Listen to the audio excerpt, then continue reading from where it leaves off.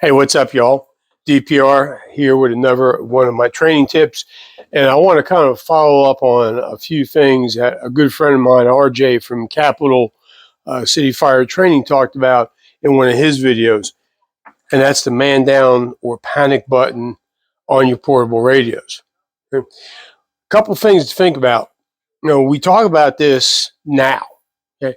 But when it comes time to use this button, that's why it's so important to do some research, understand how the human mind works, to read books like On Combat, where Grossman talks about the different color zones from white all the way up to black. When you get in a situation, you got to activate this button, you're going to probably be in condition black. Your heart rate's going to be through the roof, maybe in excess of 180 beats. The frontal cortex is going to start to shut down. You're going to be back in that reptilian brain. You're going to, lose all your dexterity, and fumbling around trying to find that button, okay, may not be very easy. Okay, this button's got a little ridge right here, so I can find it fairly easy with my fingers. But I'm going to have my gloves on, my firefighting gloves. It's going to be dark. Like I said, my pulse rate is through the roof. So one of the things that you can do is, if you have a band on your helmet, okay, you can put something up there that's going to allow you to manipulate the button easier than your finger. Okay, so there's just a little slit here in the band. This is a hinge pin that I can carry right here. I can take a big long nail. Now this is pretty obtrusive right here, and I'm not all that sure that I want that much sticking out. But certainly the hinge pin isn't bad. So like I said, put this hinge pin right in here. It's on my strong side, which is my right hand. So I can reach up, grab it, pull it out, manipulate my button. Another friend of mine, Rob Ramirez, talks about the dominoes and how we get in trouble when the dominoes all line up and one starts falling. So if I get in a real panic, now all of a sudden I can't find the button, I pull my glove off. I burn my hand. I take one hand out of the fight. Don't really want to do that. Now, you may not agree with this method, say, oh, it's kind of stupid, whatever. That's fine, okay? We all have different ways of doing stuff. But if nothing else, start talking about activating your emergency button if you need it, okay? Talk about this at the kitchen table, okay?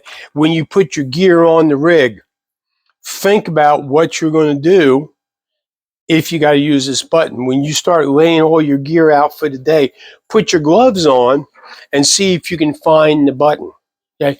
Put your gloves on and do some jumping jacks. Elevate your heart rate, because that's what's going to end up happening if you got to use the button. So just try to get ahead of things. This is not the end all be all, but think about what science tells us. Think about what we need to do to survive these events.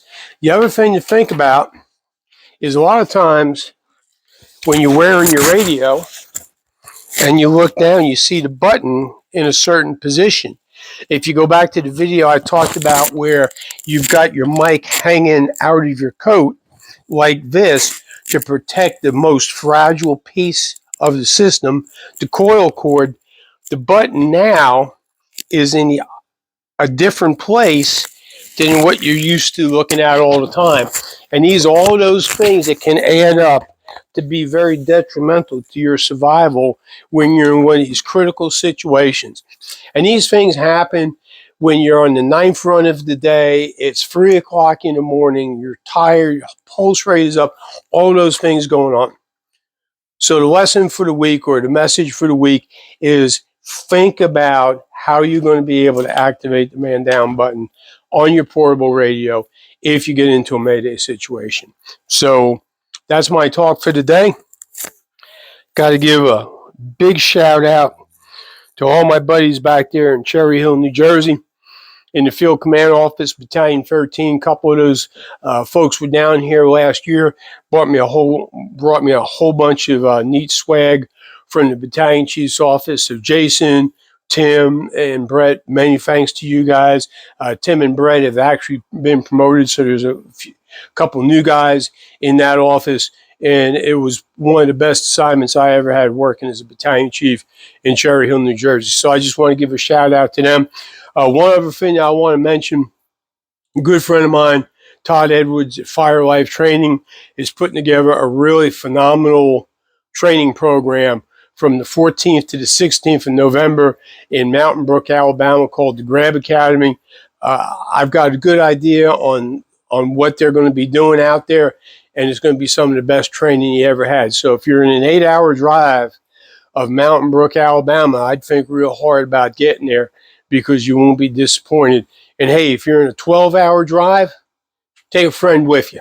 So that's it for tonight. Appreciate your time. Appreciate you stopping in. And just remember that the comfort zone is where excellence goes to die.